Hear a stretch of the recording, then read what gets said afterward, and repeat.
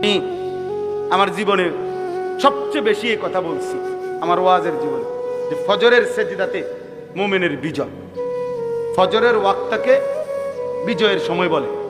এই জন্য এই শনিবার দিন ওইটা আবার প্রমাণিত হয়েছে। পাকিস্তান এই শেষ আক্রমণ করছে ফজরের নামাজের পরে। কিন্তু আপনি খবর শোনেন, সব খবরে আসছে এই কথা।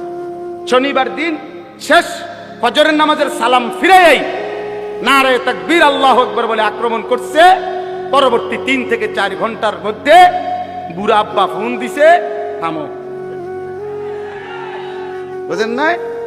আমেরিকার বুড়া বেঈমান ফোন করে দিছে, থামো থামো থামো, পারতা না পারতা না পারতা না, থামে লাও।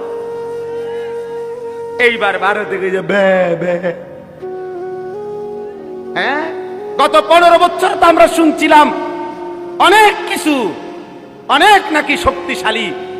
এইবার তো প্রমাণিত হয়েছে যে বেঈমানের শক্তি কলিজার মধ্যে বলতে কিচ্ছু নাই। এজন্য ইনশাআল্লাহ বাংলাদেশের জমিন থেকে আমরা বলি, আমার দেশের নওজওয়ানরাও লাগলে এবার আর তোমরাও পারবা না ইনশাআল্লাহ।